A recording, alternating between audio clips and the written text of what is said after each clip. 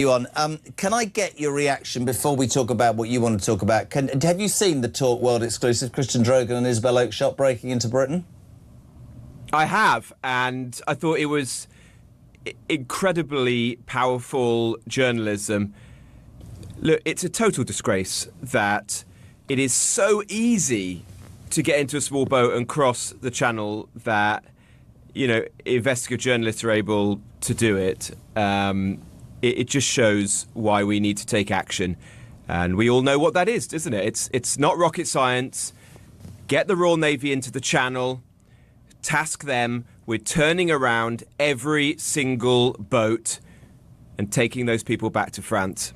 It's interesting as well, the complicity, if that's the right word, of the French. I don't know, I mean, in it, if people who haven't watched it go and watch it, I mean, I thought the most shocking thing was that when the boat finally left, and it took Christian 14 months and so much worry and concern and detail to get this done, they stopped a mile out of shore. The French police come along and say, is anybody feeling seasick? Not, we're going to usher the boat back. They say, is anybody feeling seasick? 4 blokes go, yeah, I do, I feel. They jump in the boat. They turn out to be the smugglers, who are then taken back to the French shore by the French police to start the whole process again. And Robert, we've said this with bonuses. Nigel Evans was just saying it. Over £600 million a year, man. Imagine what good that could do to a country that's crumbling with trillions of pounds worth of debt. Yeah, it's just so unfair. We've got people suffering right now in our own country. Just take the news this morning that people's energy bills are going to go up by hundreds of pounds this autumn and winter, and yet all this money is being wasted giving it to the French, who do absolutely nothing. In fact, they're actually laughing at us. I don't even remember last summer. Why do you think the government, Robert?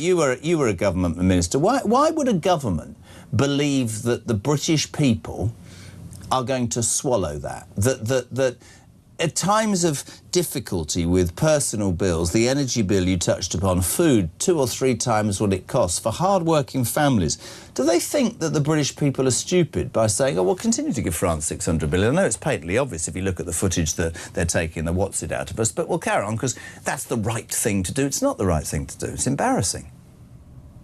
Yeah, well, at the end of the day, a succession of prime ministers and home secretaries were not prepared to do what was necessary to actually stop the boats. To stop the boats, you need to leave our human rights treaties like the ECHR, detain and deport those who do get to our shores, irrespective of where you send them back to, Afghanistan, Eritrea, doesn't matter. And the lesson that we at Reform have learnt is that even that is not enough, because even that is still very challenging.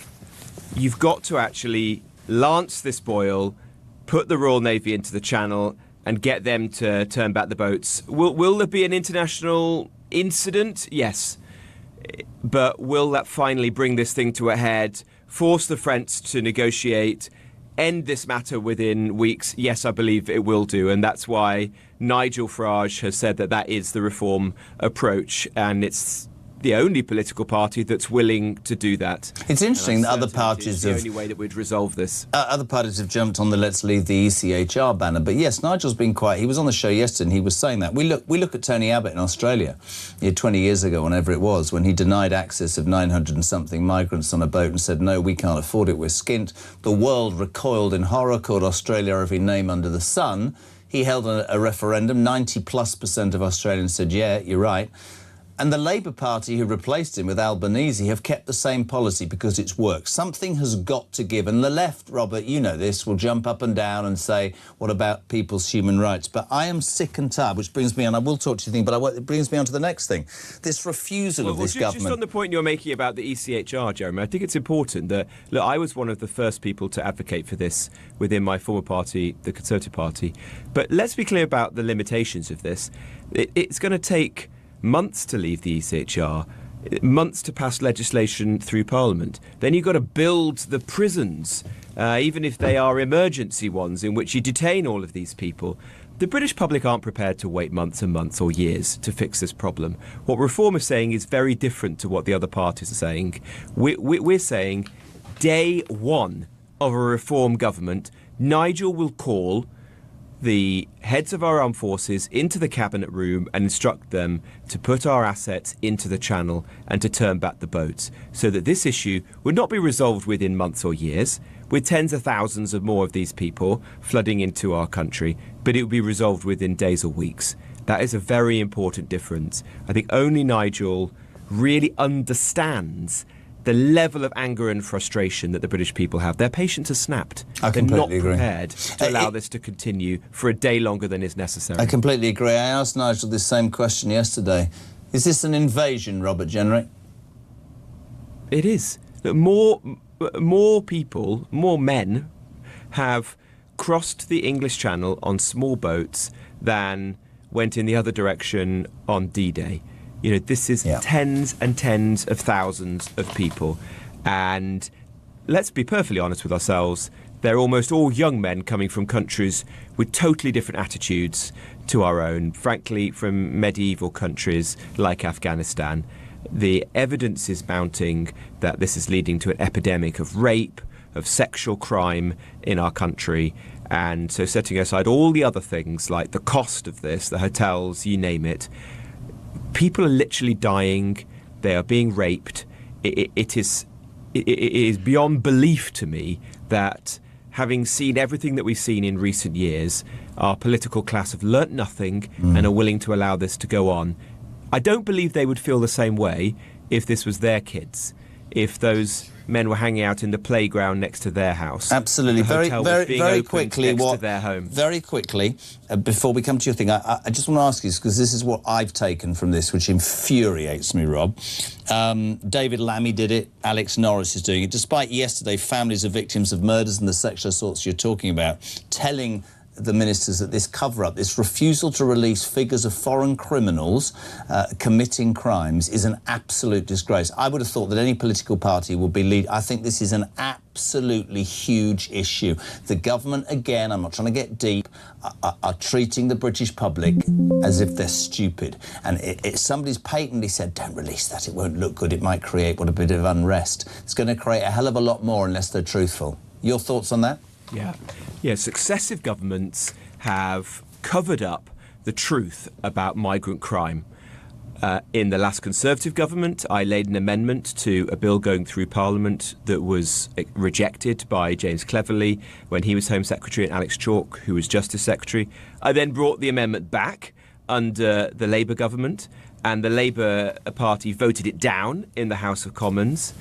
And now it seems like the next Justice Secretary, Alex Norris, is also refusing to do it. What I want to see is crime reported regularly by nationality, by visa status, by asylum status, by how you came in to the country, so that we can all see exactly what's going on in this country.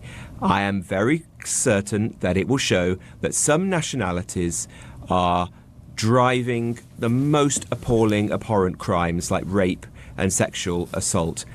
And the most important thing is, because this isn't just an academic exercise, once you're armed with that evidence, do something about it. Yep. Design an immigration system that keeps the British people safe. That is the duty of the British people, of the British government. And look, if it is that, for the sake of argument, somebody from Somalia is many times more likely to rape someone than a Brit, stop importing people from Somalia. I couldn't care less if no one from Somalia came into this country for years to come.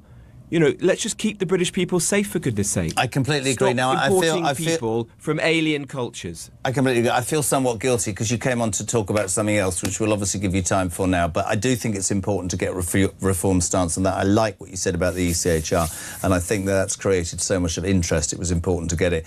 Today, we're going to talk, which is interesting, EU data regulations, GDPR. You say, and does reform, that these sorts of data regulations are ruining small businesses. We know about NI, we know about VAT, workers' rights. This is another thing that's stopping people being successful. Well, it's the bane of the life of so many businesses, as well as ordinary members of the public as well. These EU data laws, crazy Brussels regulations, which the UK, in typical fashion, completely gold-plated, have meant that businesses are having to spend thousands of pounds and hundreds of hours protecting themselves from spurious attacks and fines in the way in which they handle data. Of course, we want to protect people's privacy and make sure that businesses don't mess with their data, but it can be done in a sensible, light touch way, as many other countries around the world have done. So we're taking inspiration from the New Zealand rules, which actually enable businesses to continue trading with the EU unaffected, but which are much, much lighter touch. And that is what a reform government is going to do. It's just one part of a comprehensive plan to protect, to support, to nurture small businesses, sole traders, entrepreneurs who've frankly been battered in recent years by a succession of governments that just don't seem to understand how you build a business, how you manage a business, what it takes to take those risks in your personal life that are necessary to create wealth and jobs and good services and goods that actually get this country going, prospering, thriving in the years ahead. Good man, Robert. Thank you so much today. I know you've got a busy morning. We always